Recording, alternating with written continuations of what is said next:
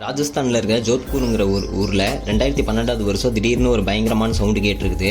அந்த சவுண்டு எப்படி இருந்துச்சுன்னா, போர் நடக்கிறப்போ யூஸ் பண்ணுற அணுகுண்டு வெடிச்சா எப்படி இருக்குமோ அந்த அளவுக்கு கேட்டிருக்குது.